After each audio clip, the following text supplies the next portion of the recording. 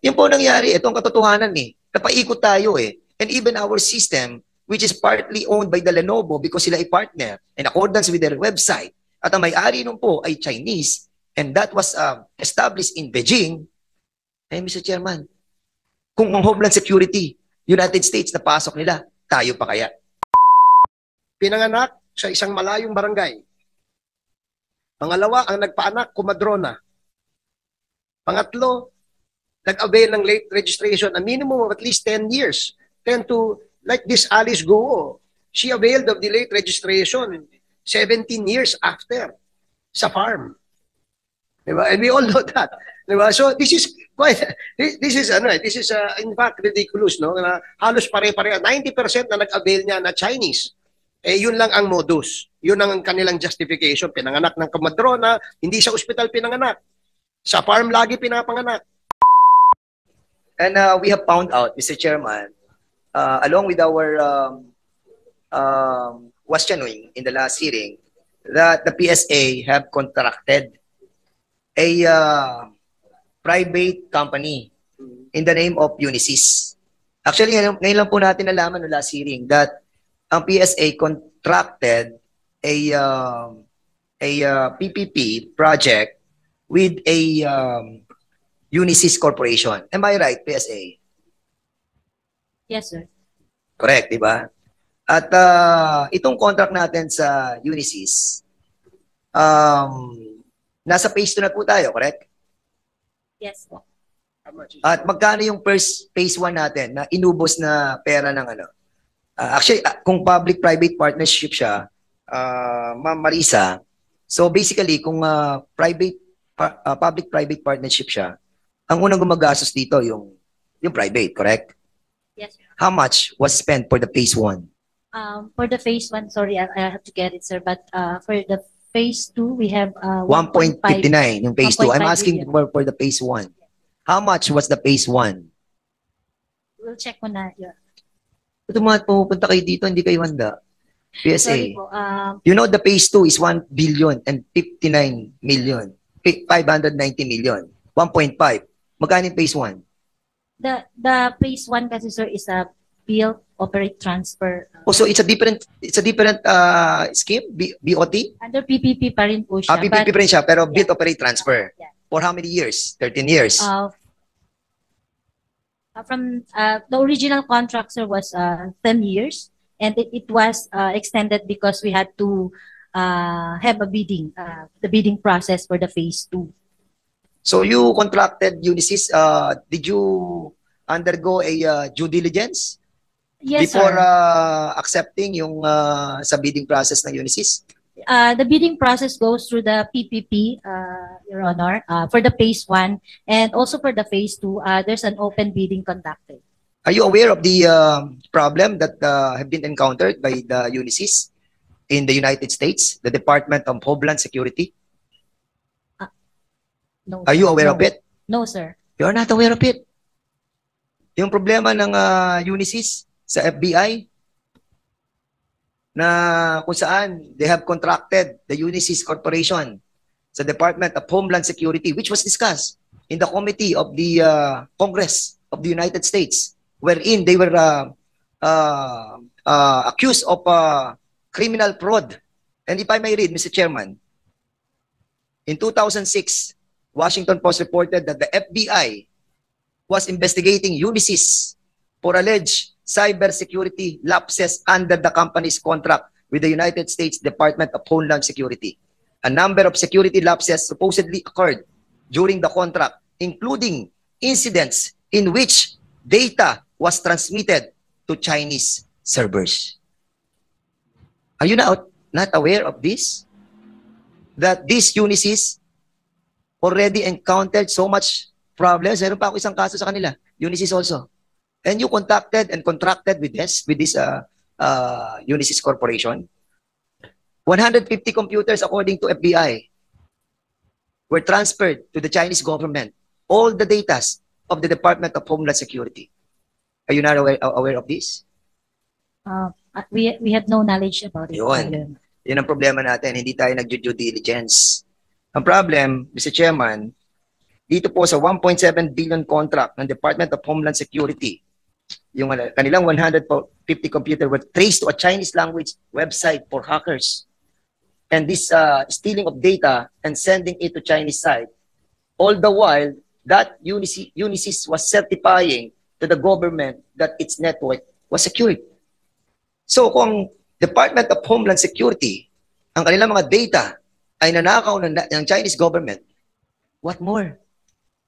Ang Philippine government. Unisys, are you aware of this problem that was encountered by your company?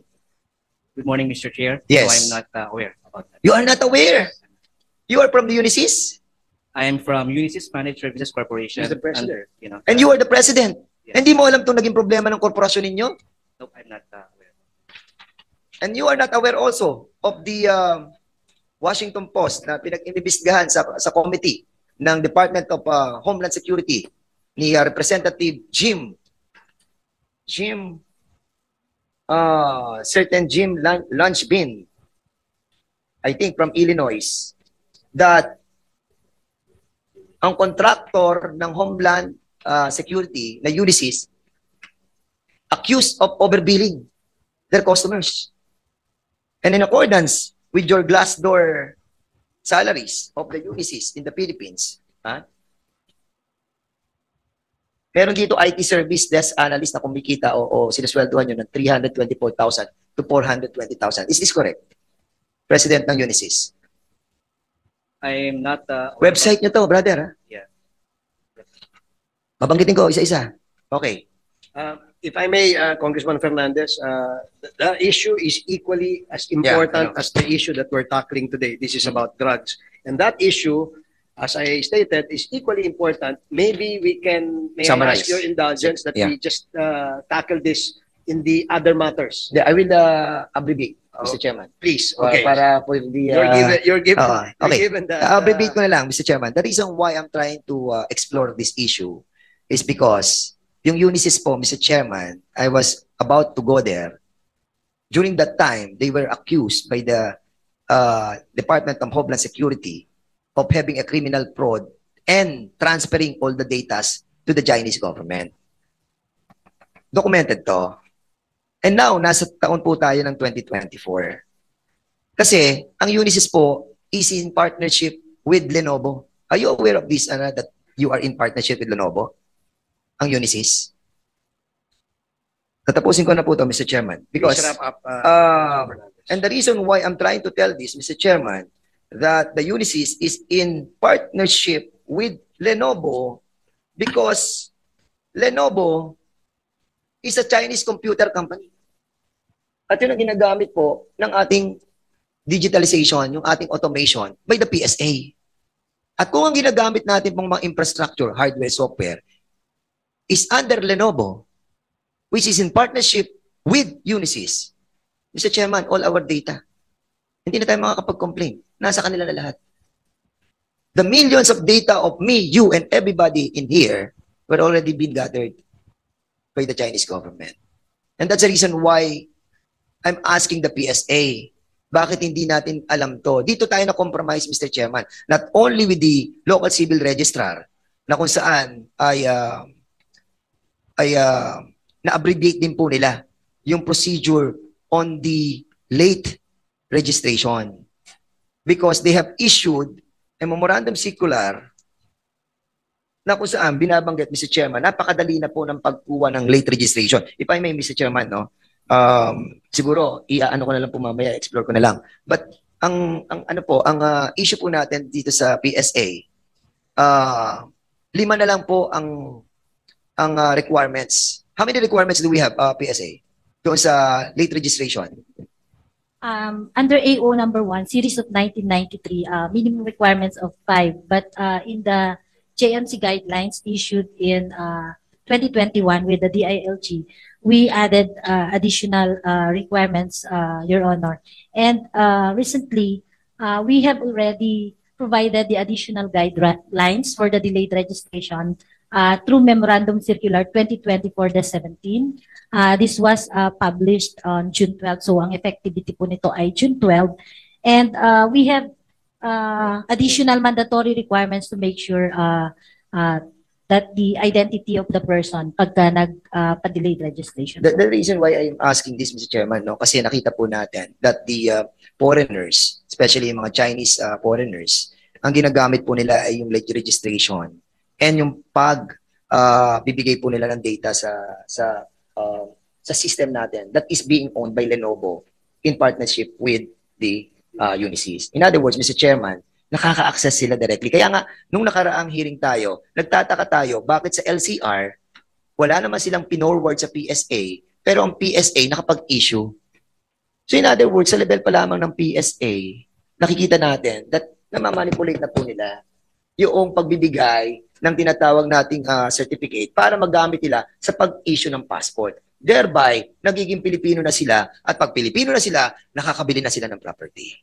Yun po nangyari. Ito ang katotohanan eh. Napaikot tayo eh. And even our system, which is partly owned by the Lenovo because sila ay partner in accordance with their website. At ang may-ari nun po ay Chinese and that was established in Beijing.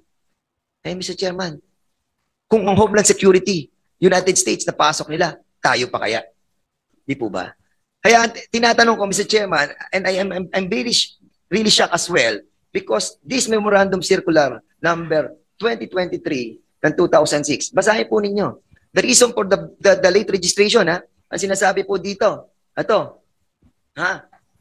under this project, website ito, the requirements for late registration of birth were relaxed.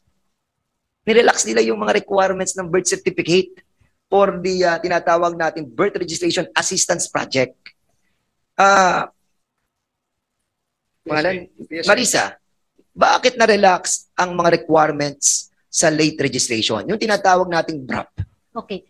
Birth Registration Assistance Project, sir, is a special project that we launched in February of 2022 para po ito sa 3.7 million unregistered Filipinos who belong to the marginalized sectors. Yung relaxation of the requirements are pertaining to the special groups only. Ito yung mga indigenous people, Muslim Filipinos, yung mga poorest sector na hindi po marating ng ating serbisyo ng civil registration. Kung kaya, meron po tayong PhilSys Birth Registration Assistance Project or BIRAP na tinatawag po natin. So specifically for that marginalized sector lang po yung relaxation of the requirements because we identified na ito yung mga nahihirapan po na magkaroon ng legal identity dahil wala po silang mga supporting documents. So ang ni-require po natin dyan is the negative certification which is a pre-issuance from the PSA para po ma-avoid yung double or multiple registration, the affidavit of two disinterested person, the affidavit of delayed registration, valid IDs kung meron po, and the barangay certificate. So these are the minimum requirements that we required. Kasama po natin yan yung mga LGU partners natin. So we had a MOA with our local civil registry offices to the LGUs para po sa special projects na to. But it's not, sir. The regular guidelines is the one I mentioned. Ito yung AO number 1, series of 1993. Or the joint memorandum circular, ito yung pinaka-latest with DILG which is in 2021. So dun po papasok dapat yung mga regular na delayed registration process po natin. Okay. Marisa, napakaganda ng project, di ba? Yung Birth Registration Assistance Project for IPs, for Muslim brothers natin, and also the poorest of the poor. Di ba? Yun yung mga sinasabi sa BRAP eh. Yun ang tutulungan natin para magkaroon sila ng registration ng kanilang birth. Kasi nga, sila, delayed, di ba? But will you agree with me that this is being abused and being used also by the foreigners? Yes or no? Well, sir, based dun sa ongoing natin. Yes or no lang naman tinatanong ko. Okay. No, sir. No. We have Are you a sure? master list ng Are you lahat. sure? Wala, sandali. Are you sure na hindi? Samantalang si Eddie Yang nabigyan niyo ng nabigyan niyo ng birth ng birth certificate? Sir, I'm You talking, have issued birth certificate under PSA without the validation ng LCR. Now, ang tanong, kanina tinanong ko, nagagamit ba ito ng mga foreigners? Ang sagot mo, no. for the delayed registration, yes, we have that, sir. But for the birth registration assistance project, we have a master list po ng lahat ng beneficiaries which are submitted But by our local civil Yes. registrars to our PSO. So as I mentioned a while ago, Your Honor, we conduct negative verification before the Correct. delayed registration. Marisa, correct. Nag-i-issue For the kayo. No, BIRA. wait, I'm talking. You wait while I'm speaking. We will give you a chance. Di ba? Nag-i-issue kayo ng negative certificate from PSA. Pag nakakuha na yung tao ng negative certificate, kasi ito nga nirelax nyo nga yung requirements, 5 na lang Isa sa mga requirements, ako, foreigner, kukuha ako ng tinatawag ng negative omnibus certification from PSA. And then, ang susunod na requirement, pupunta ako sa local civil registrar. Correct? Magbibigay ako ng birth certificate ko. And then, an affidavit behind that live birth certificate ay yung tinatawag ng affidavit kung bakit siya late nag-register. Correct? Yes or no lang? Yes or no? That's the process, sir. Yes, process. Second process. Ano ang third process? Affidavit of two interested person. 3. Di ba? Napakadali ng mga process ha. Para sa mga foreigners na yan, pang-apat na process. Pupunta sa punong barangay. Di ba? At sasabihin niya sa punong barangay, issue mo ako ng indigency. And we all know the barangays, di ba? They can easily issue indigency. Di ba? Di ba? Hindi mo alam yan. Alam namin yan. Mga congressman kami. Alam namin ang mga barangay namin. At kapag nakapag-issue na sila ng indigency, the last requirement is any proof of identity. Driver's license, barangay certification. That's it. And that's all. You relax the requirements. Really mga requirements.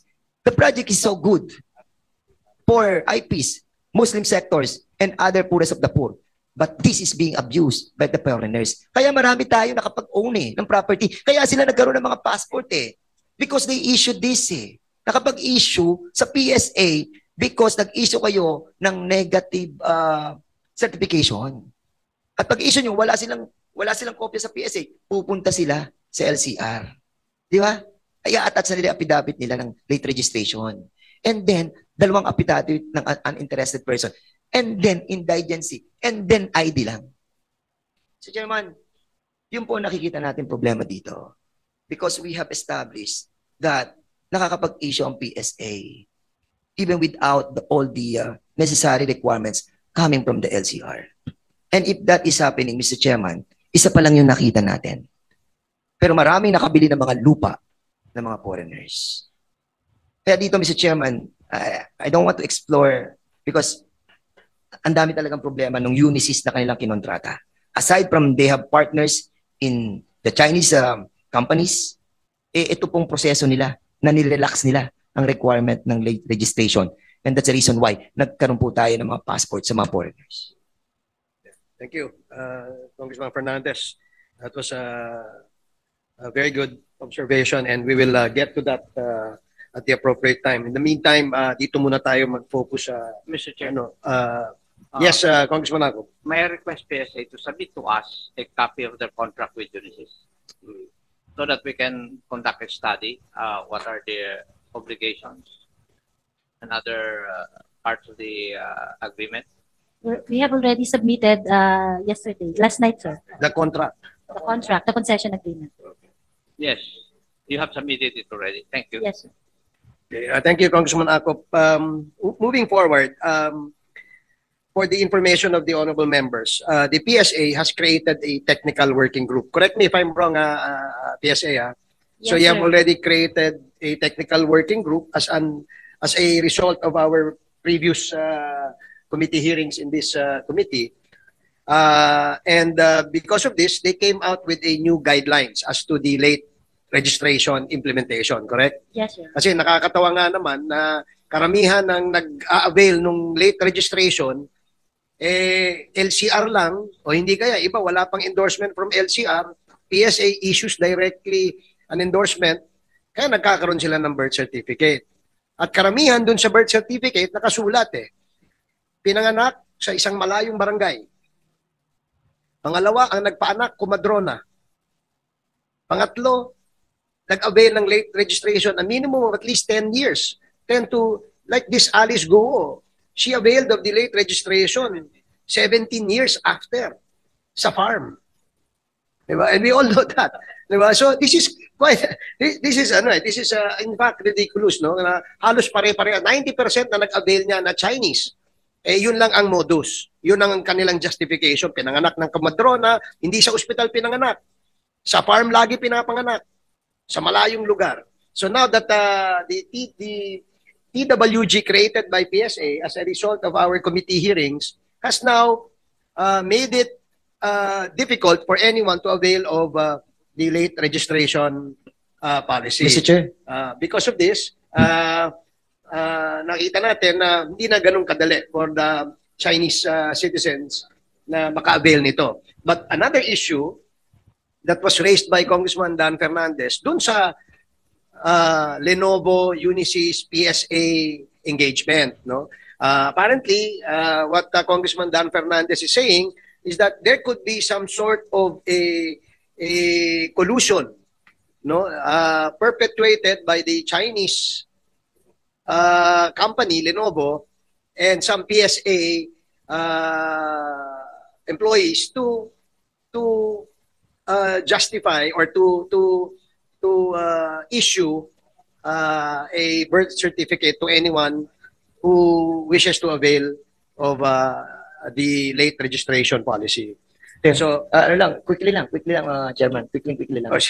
very Hindi, quick lang. Sige. Kasi sabi niyo nagkaroon sila ng parang tinatawag na what you call this committee to TWG. But may I be allowed to ask the COA para magkaroon na tayo ng tinatawag na auditing of this agreement that entered into by the PSA, because precisely the money that are being paid for this concession or for this public-private partnership are also owned by the Filipino people. Kasi nagcha-charge sila sa atin binabayaran din for certain years or hindi ko alam, and that's the reason why I wanted to have an audit report on this by the Commission on Audit to try to find out. Kasi dito, Mr. Chairman, miski doon sa, ito kasi ang inakusa sa kanila sa United States nag-o-overprice sila sa, even in the employees. Sa employees nila, Mr. Chairman, binabanggit doon sa kaso ng Homeland Security that in-overcharge nila ang mga employees nila, pero kalahati lang ang binibigay sa employee. And would you believe, Mr. Chairman, dito sa Unisys, Philippines, there is 3 to 4 million na sweldo ng isang employee. Merong 500,000, 600,000.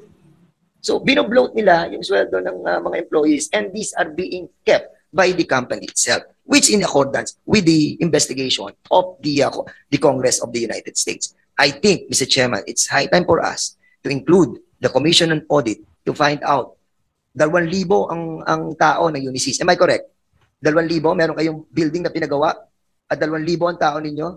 Approximately 2,000. Yes, 2,000 ang mga employees nila. And dito sa salary na nakalagay dito, Mr. Chairman, isipin mo, meron dito 600,000, Mr. Chairman, pero ano lamang siya, IT Service Desk Analyst lang siya. Meron dito 360,000 to 480 to 840 team leader lang siya. Napaka-generous ng... Kaya nga, nagtataka ako na mabasa ko to, Mr. Chairman, having the salaries being given, gusto ko na mag-apply sa kanila. Can you confirm that, Mr. President?